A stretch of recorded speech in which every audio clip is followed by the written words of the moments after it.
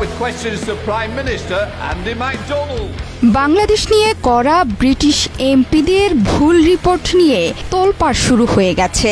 শেষ পর্যন্ত তুমুল সমালোচনার মুখে প্রত্যাহার করা হয়েছে সেই রিপোর্ট। বাংলাদেশ থেকেও এ ব্যাপারে করা হয়েছিল প্রতিবাদ। সেই বিতর্কিত রিপোর্টে ডক্টর ইউনূস সরকারের বিরুদ্ধে বেশ কিছু সমালোচনা করা হয়েছিল। রীতিমতো কেঁচো খুঁড়তে গিয়ে বের হয়ে এসেছে সাপ। গার্ডিয়ান লিখেছে, প্রতিবেদনটি তারা মূলত পেয়েছিল Delhi think tank rights and risk analysis গ্রুপের মাধ্যমে। অর্থাৎ ভারত থেকে পাওয়া একটি রিপোর্ট কয়েকজন ব্রিটিশ এমপি নিজেদের নামে চালিয়ে বাংলাদেশের বর্তমান সরকারের কঠোর সমালোচনা করেছিল।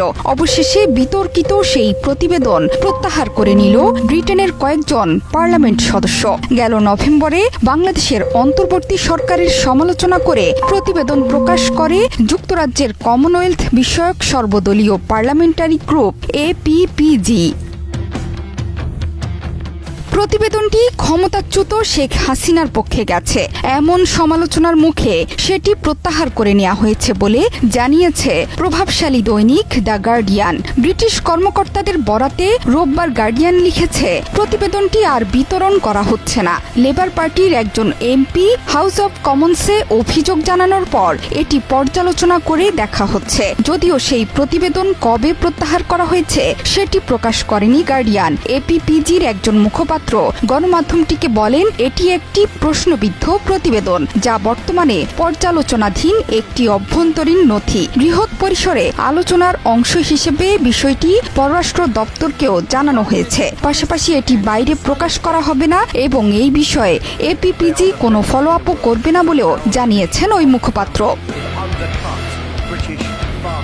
বাংলাদেশের বর্তমান পরিস্থিতি শিরোনামে APPGর প্রতিবেদনটি সংবাদ মাধ্যমে আসে গত নভেম্বরে। শেখ হাসিনা ক্ষমতাচ্যুত হওয়ার প্রায় 3 মাস পরে। ক্ষমতায় থাকতে শেখ হাসিনা আইনশৃঙ্খলা বাহিনীকে দিয়ে আন্দোলনকারীদের ওপর সহিংসতা চালান। এতে প্রায় 1000 মানুষের মৃত্যু হয়। কিন্তু প্রতিবেদনের সমালোচনা করা হয়েছিল ইউনূস সরকারের। ওই সময় প্রতিবেদনের সঙ্গে একটি সংবাদ বিজ্ঞপ্তি প্রকাশ করে APPGর সভাপতি ও কনজারভেটিভ পার্টির নেতা অ্যান্ড্রু রসিনডেল।